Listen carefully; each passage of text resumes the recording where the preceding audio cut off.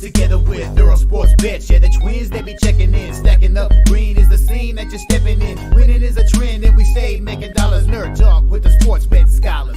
Yeah. R.I.P. to the bookies. R.I.P. to the bookies. R.I.P. to the bookies.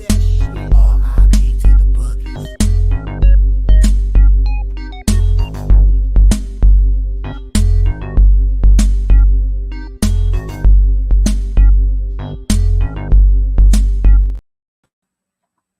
We are live. Welcome back to another edition of the Earle Sports Bet Show. My name is Nicholas Earle. I'm joined here as always by my brother Tim. And today we've got I was going to say a full slate. And there's no full slates. I mean, there's a Monday Night Football game between the Saints and the Chiefs. And then we have two baseball games. One starts at 4 o'clock and then the other one starts at 7. And what I'm really – and at this time tomorrow, Tim, I'll be saying we're going to be talking some puck. We got 3 hockey games tomorrow. We get the regular season starting tomorrow, which I do look forward to, and I'm going to be diving deeper into those games tonight, and I look forward to doing some hockey content. But we got just the 3 games to talk about today. We'll recap yesterday. Another losing day. Like, I can't get out of my own way right now. Like, and here's the thing is it's been football that's been killing me. Yeah, hockey went 0-2 over the week, whatever.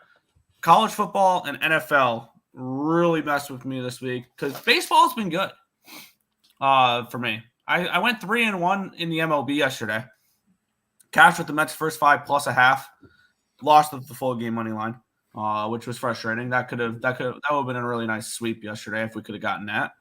Padres first 5 was a winner. Full game was a winner. An absolute domination by the Padres. They're now, I think, minus 150 game 3 against the Dodgers, and they're minus 115 to win the series. So they're favorites now to win the series as we head back to San Diego with that ruckus crowd. That was a crazy game last night between the Dodgers and the Padres. Not the score or whatever. Did you see what happened in that game? Yeah. In the 7th inning, Juristing Profar and Fernando Tatis Jr. were having stuff thrown at them from the stands. Stay classy, LA. Like, yeah, I thought that would be something like Philly would do. No, Philly will boo injured players. That's what they'll do. But no, like, that was and one tip, a huge tip of the cap yesterday. Yu Darvish looked amazing, and honestly, if they didn't have that big delay to start the 7th inning, it wouldn't have surprised me if he went out for the 8th. Like, he was through 7 innings, or he was through 6 innings, whatever, at like 69 pitches. Like, he was so efficient, and he dominates the Dodgers. And that's one thing we got to keep in mind is Yu Darvish against the Dodgers. It's been so good. Unfortunately, if it comes down to a game 5, it's Cease and Yamamoto, and it's not Darvish. But how it is what it is. Hell of a performance by Darvish. We'll have game 3 tomorrow. They have a day off. They're heading to San Diego now. That's a fun series. Mets and Phillies, that's tied 1-1. Both. See, if you're the wild card team, you're the team that was on the road those first 2 games. Both of them split. I think both road teams I think both wild card teams, the Mets and the Padres, are in great spots right now. Heading home for games 3 and 4, where they can, I mean, even if at the very worst they split or whatever, not very worst, they can lose both at home. But I don't see the Padres losing a game at home against the Dodgers. I see them at least winning 1 and sending it back to Dodger Stadium for game 5. But we'll talk about that tomorrow. We have 2 baseball games today where we have 2 wild card teams looking to tie things up because the 2 favorites won those there. Football was annoying yesterday. The Jets to start off the day was just a bad play. I did win half my bet back by taking them plus 16 at halftime. The Jets. And one thing I've noticed is if the Vikings get out to a decent lead, bet against them. Because the last 2 weeks, they've gotten very complacent and almost blown games because they take the foot off the pedal. They didn't have the killer instinct the last 2 weeks like they have all season long. I think there's value fading the Vikings if they're leading at halftime. Cleveland plus 3 was just a wrong bet. Happens. I saw an opportunity with them. They got some players back. Things along those lines still look bad. Cincinnati was a bad beat. I will call it that. They were up double digits in the 4th quarter. Usually the Ravens are the team that blow double-digit leads, not the Bengals there. And then they get a nice stop in overtime. They get an opportunity to win the game and miss the field goal. So that was a play that I had a 1:00 slate that went 1-3-1 that should have been 3-2, because we'll get into the other one in a second. Over 47.5. That play was looking fine until they scored 6 points in the fourth quarter between Houston and Buffalo. Jacksonville -3 was a disgusting push. They were up 14 points with I don't remember if it was 6 or 7 minutes left. And they gave up 2 quick touchdowns, and they needed to kick a field goal as time expired to push that -3. Miami -130 was a nice add-on winner there. I could have taken the under there as well. I could have done Miami in the under and won both. Props to anybody who actually watched that football game, because that looked ugly as hell. And one thing I was kind of looking at that game is how is this Miami offense this bad with Tyreek Hill, Jalen Waddle, and Odell Beckham Jr.? Because Odell was washed. Okay, they still got 2 of the better wide receivers in the league. One team that might be in trouble is the San Francisco 49ers. I had the Cardinals +7.5. They went outright. And now I think that loss kind of opens up the door for maybe a 49ers future to win the division. Maybe. Because they're not the monster favorites that they were preseason. Are you a believer in the Seahawks? I'm not. They've had a cupcake schedule so far, and they've gone 3-2. So we'll see. Broncos -2.5 was one of my favorite plays of the day. They blow out the Raiders. Very frustrating at the end with the Rams +3 and the over 49, as the Rams were driving down towards the end of the game and got stopped. And if they went down and scored the touchdown, I could have gotten the +3 and the over 49. I get neither. And then, of course, I get to wake up to the Steelers giving up a touchdown to the Cowgirls with 16 seconds left in the game, and I lose that as well. So just anything that could go wrong did go wrong in the NFL, and I'm ready for those to flip my way for once. And it's just been annoying. But anyways, bad day yesterday.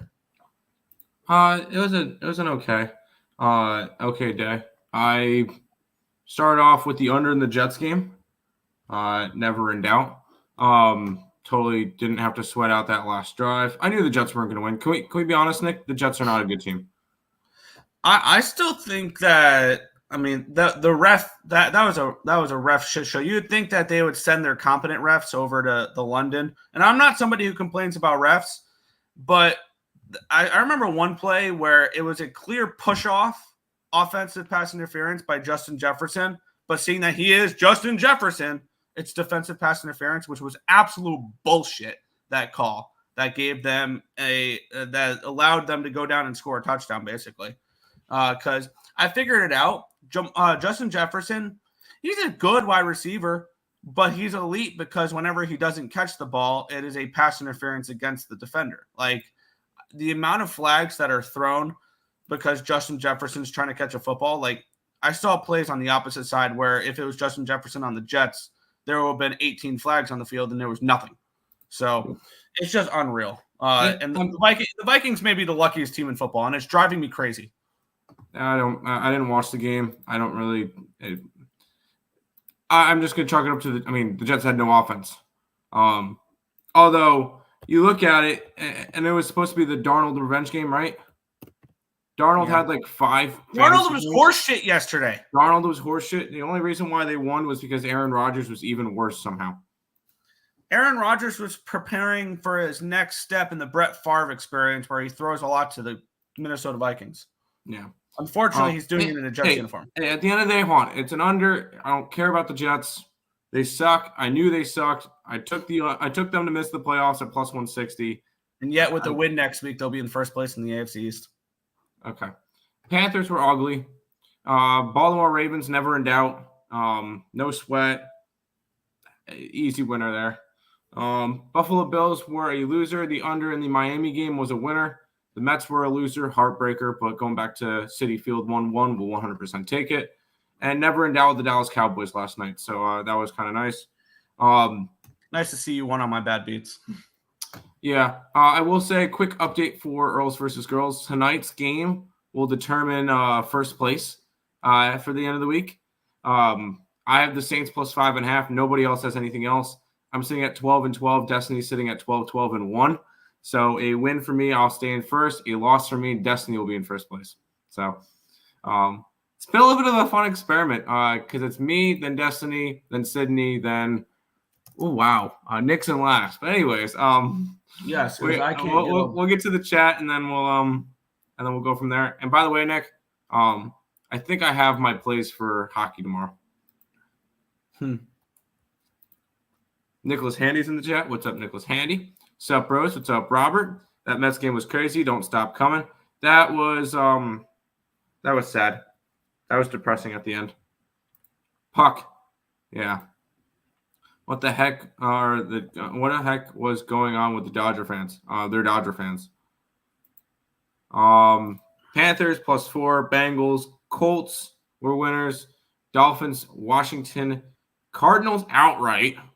Nice. Broncos and the Cowboys. There you go. And then you get the loss with the Bills. It is what it is. What's up, ESB and chat? Good luck on this Manic Monday. Hell of a day yesterday. Looking to keep it going. Let's do it. I lost on the Raiders money line. That pick six really turned the game in the favor of Denver. It happens. Did San Diego +120. Skull, Vikings 5-0. Keep doubting us. Man, I can't wait for you all to decline.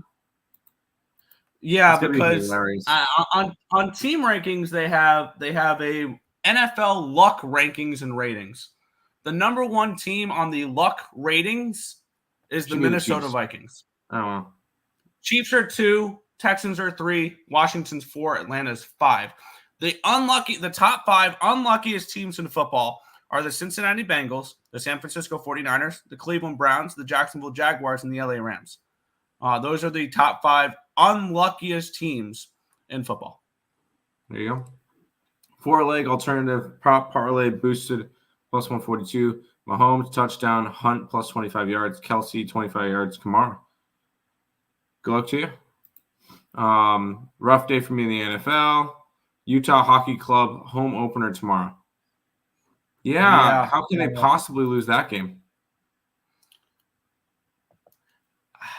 I think that they probably do win that game. I need to take a deeper look into it.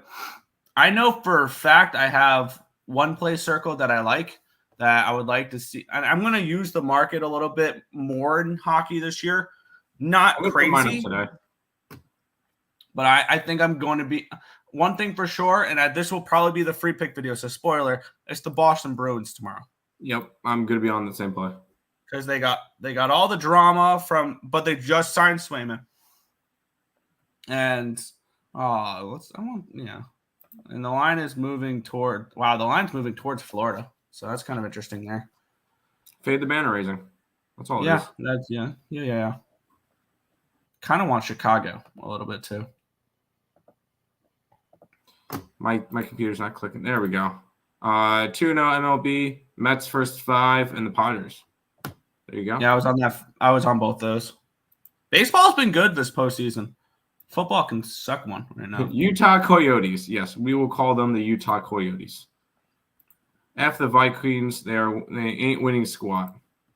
Tim, good call on the Cowboys. Everybody was on the Steelers. Not me. Thanks to you. Also took the under. There you go. I'm tired of everybody saying everybody was on the Patriots money line loss. Jets +17.5 winner. Panthers loss, Steelers loss, Joe Burrow passing yards winner, Nico Collins anytime touchdown winner. I want to see what happens to Nico Collins because I know I have him on my fantasy team. I want to see what happens to him. And Bo Melton receiving yards loss. Yo, it's a Markel. Tyreek Scooble Day. Yes, it is a Scooble Day. But we're going to talk the football game first, and then we'll head to the 2 playoff games. Yeah, I've not moved on this game yet. And I don't know if I'm going to or not. This is not a game that appeals to me too much. I will be rooting for a side in this game because I have one of these teams under their win total, and it's the New Orleans Saints. So I will be rooting for the Chiefs here in this one. Let's get into it. We have this line opened up. Let me get off of hockey because I was just looking at hockey lines for tomorrow now that people are starting to talk about it. Let's flip back over towards the footballs. Where this line opened up, look-ahead line was 6.5. Opening line was a 5. It went down to a 4.5, and now it's up to a 5.5. So we have a half-point line movement towards the Chiefs, and we have And then for the total, look ahead line 45.5, opening line 42.5. It's up to a 43. So we have a move towards the over here as well, which is interesting. 82% of tickets, 57% of cash on the over. Line's moving towards the over slightly. And then we have 53% of tickets and 61% of cash on the Saints.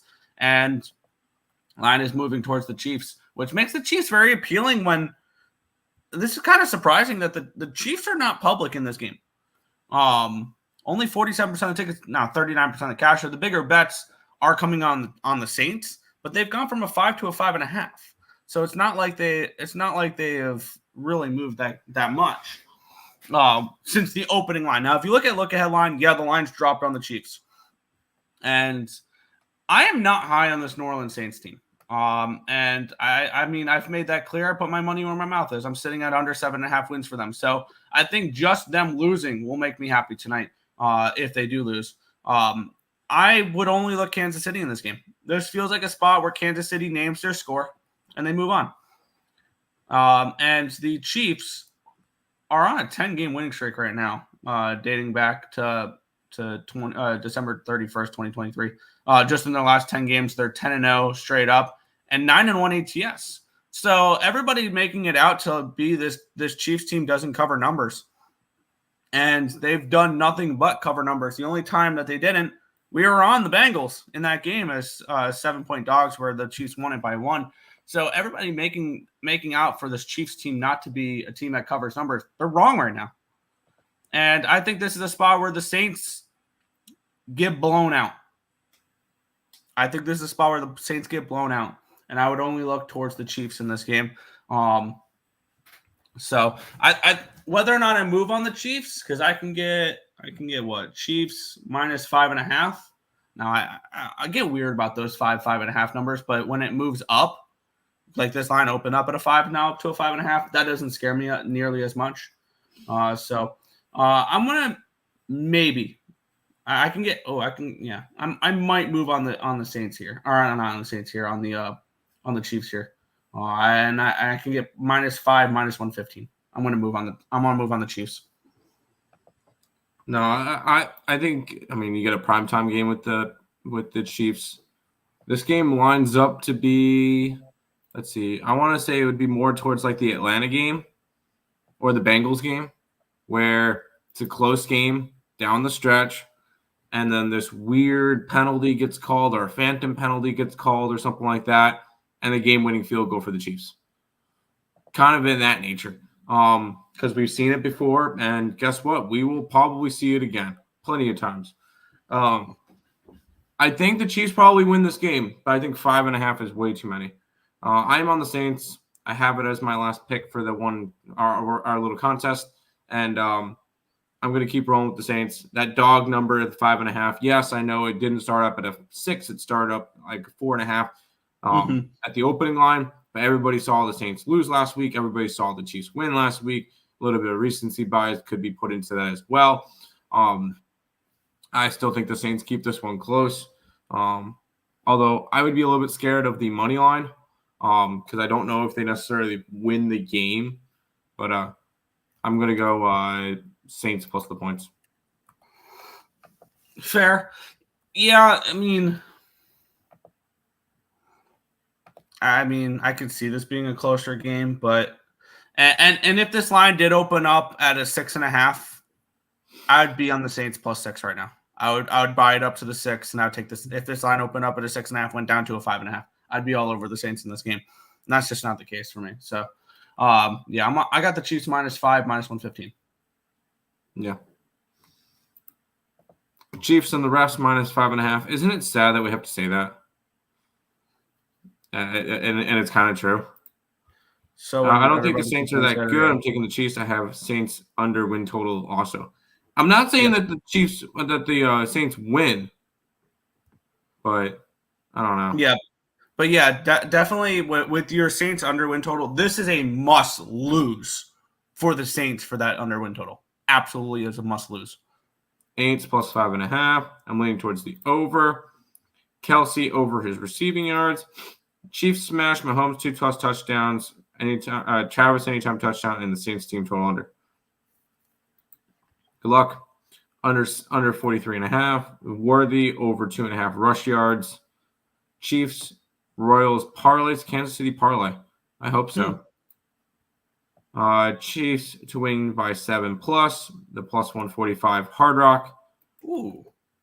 I'm not going against Mahomes just yet. Over 43. Kareem Hunt over 43.5 rushing yards in the Chiefs money line. I'm sick of Kansas City. Carr scares me off, of course. That's fair. Let's head to the Diamond. Yes, where I've had way more fun on the Diamond than I have on the Gridiron as of late. The playoffs have been nice, and let's hope to continue that here. And if you are a fan of Southpaws, turn on baseball at 4 o'clock and don't stop watching until 10, because this is going to be an awesome day. We have the Detroit Tigers and the Cleveland Guardians. I have doubled up on both these games.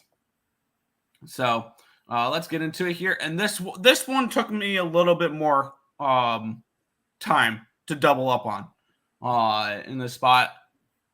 Let's get into it. This line opened up at a minus 125. It's now minus 121 for the Tigers. So the Tigers are favorites in this game. The line's moved 4 cents towards the Guardians in this game. Line opened up at a 6.5, minus 105. It's now a 6 minus 110. They're preparing us for hockey already. Look at that hockey total. Let's get into the cash flow in this one here, where we have 42% of the tickets and 57% of the cash is on the Guardians. Line's moving towards them. And then 94% of tickets and 93% of the cash is on the over. Yet this line's gone from 6.5 down to a 6 because it's the super low total. It has to go over the total, right? We saw the Guardians put up 7 runs in game 1. And to that, I'm on the opposite side there. But let's get into the pitching matchup here. Matthew Boyd and Tariq Skubal. Skubal, 1.52 ERA, 0.85 whip the last 30 days, 10.27 strikeouts per nine, which is 30%. 0.76 walks per nine, a 288 BABIP, a 1.81 FIP, and a 2.68 SIERA. On the flip side, Matthew Boyd, 3.18 ERA, a 1.53 whip, 13.76 strikeouts per nine, which is 33%. 4.24 walks per nine, a 381 BABIP, a 3.4 FIP, and a 3.36 SIERA. Bullpen edge goes towards the Guardians. I get it. Pitching chaos has been fun for the Tigers, but there is not a unit in the MLB right now that compares to the Cleveland Guardian bullpen.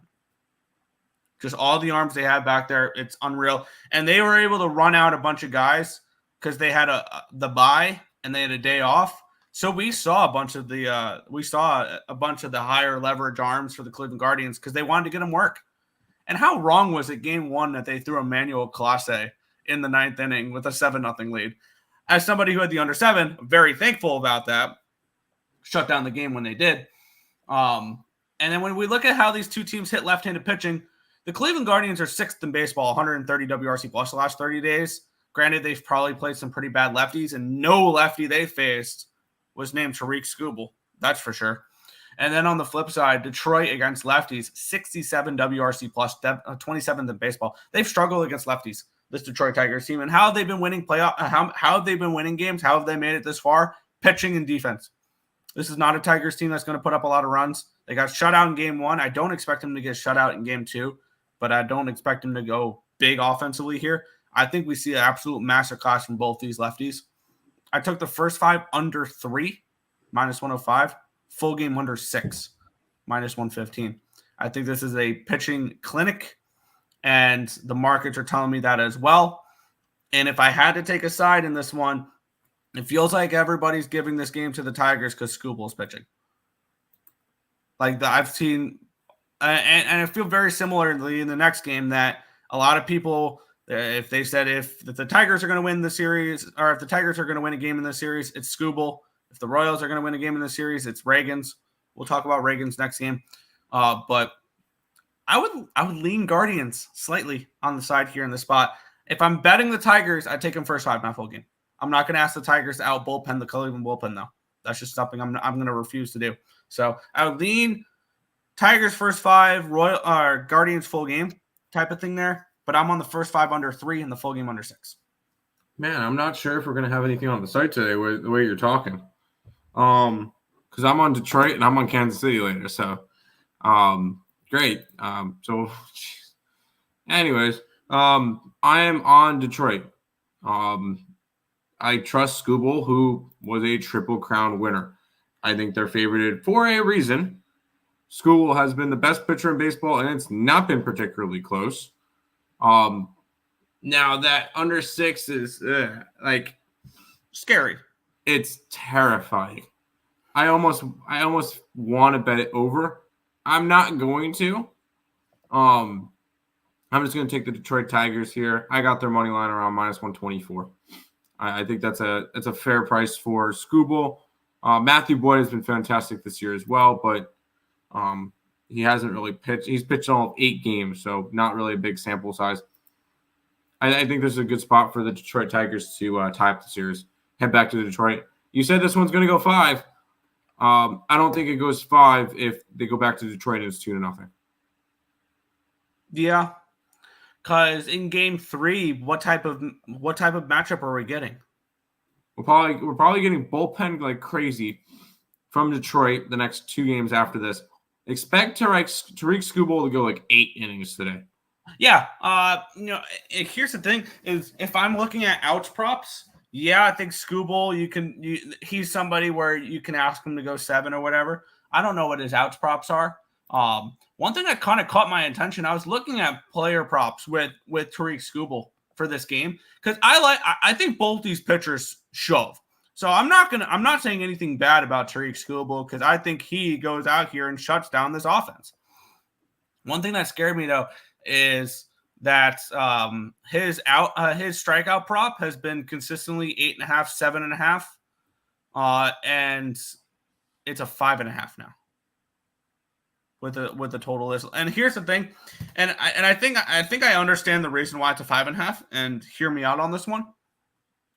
There's a short leash for him here in this game, or a shorter leash than you may think, because the team that's down 1-0 is not going to take any risks. Nope. AJ Hinch knows he has a bullpen he can trust. Granted, it's still Skubal. Because we kind of saw this yesterday, they pulled Sanchez after 5 innings in Philly. Yep. Flaherty pitched into the 6th. But when a team is up a game, you saw Severino go into the 6th. Like you saw him through 6 innings. Things like that. They're more lenient on starting pitchers going a little bit further when you're up a game. So if I'm looking at pitcher outs in this game, I'm looking more towards Matthew Boyd than I am Tariq Skubal because I think there's less of a chance that they will yank Boyd quickly than Skubal. Just That's because fair. they have that game lead. Very similar to Rodon next game. I would take Rodon over outs, especially with the amount of bullpen the Yankees use. We'll talk about that in a minute. Mm-hmm. Y'all, at least it looks like y'all at least like the looks on the 4-legger I posted. I didn't see a 4-legger. I didn't see it. Or I don't remember it. Cleveland smash an over 6.5. I don't think Cleveland hits against Skubal. Tigers first 5 under 3. First 5 under 3.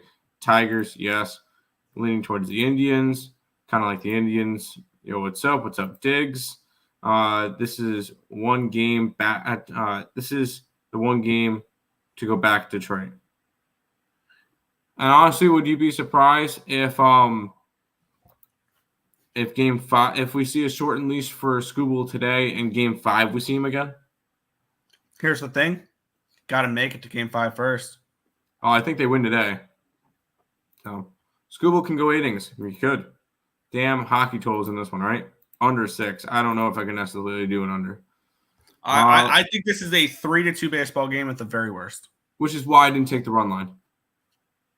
Yeah, there's no way to take there's no reason to take a run line in baseball, in playoff baseball. I think that in playoff baseball, I'd be more likely to lay $1.40, $1.45 than laying a -1 sometimes, which I have laid -1s before in the playoffs, and I don't like doing that too much. Yeah. But we'll get into the final matchup here. This is the first one I targeted, and I did this for a free pick video last night, and this was the game I've had circled for a little bit here. Cole Reagans taking on Carlos Rodon. New York Yankees minus 145, total 7.5 in this game. Let's take a look at the way those lines moved. Line opened up 150 to 147. So the lines moved towards the Guardians. Lines moved towards the Royals in this game. Line opened up 7.5 minus 120. It's now a 7.5 at minus 110.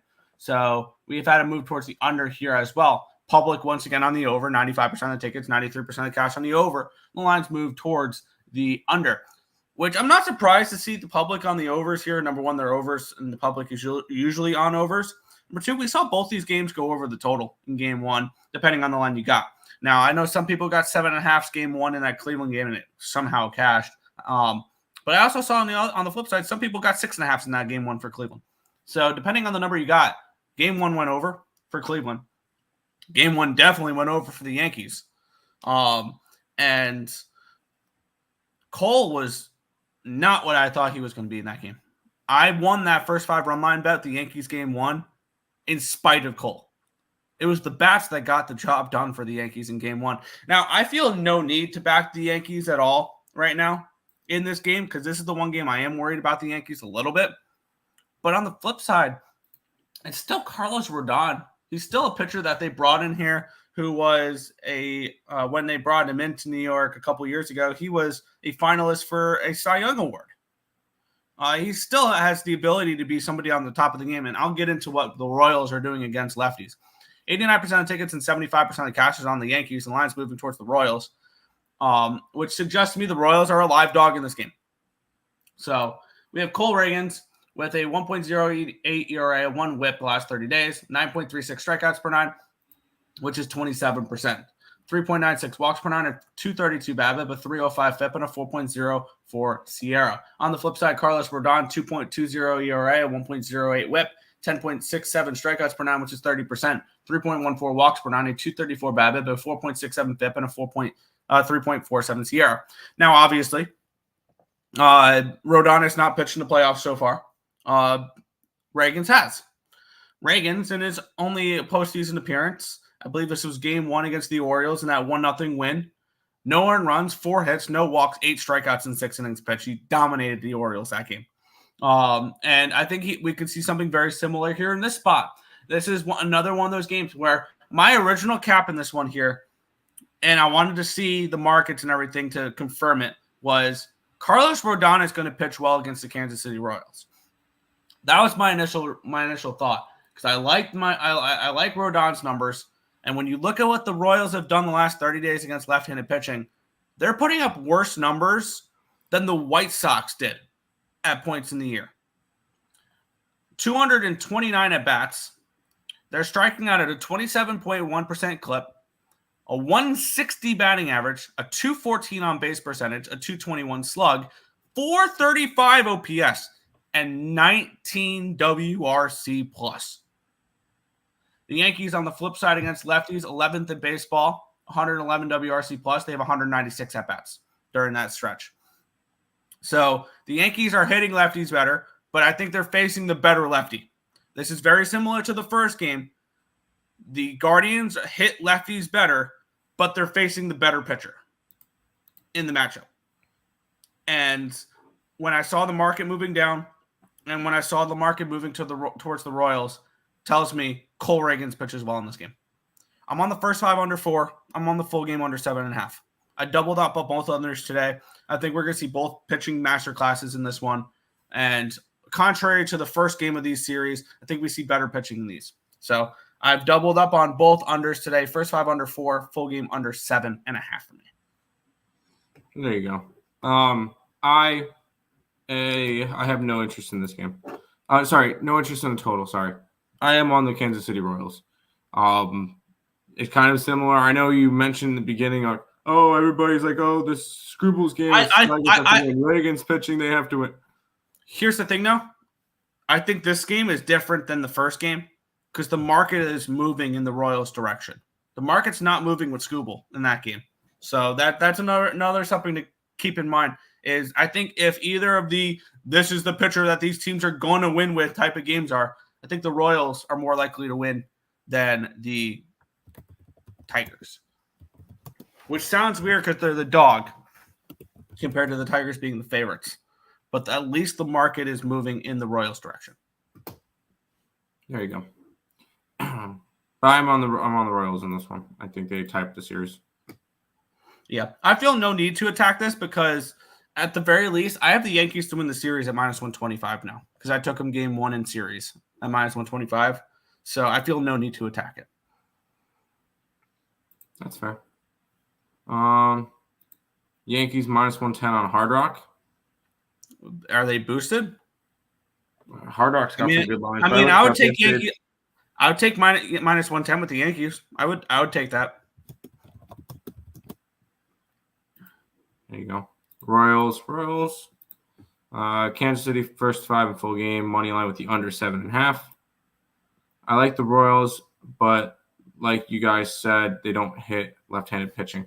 I think a better way to back the Royals here in this game, and you can still get plus money for this. Last time I checked, the Yankees team total under is 3.5 at +110. I think a better way to back the Royals today is with the team total under with the Yankees because I do think Cole Reagan's pitches well in this one. Okay. Bobby Witt Jr. home run. Rodon is usually good at home, if I remember. Give me a second to look up his splits, and then I'll let you know. Rodon hasn't pitched since September 27th, which is the last time that he could have pitched. So yes.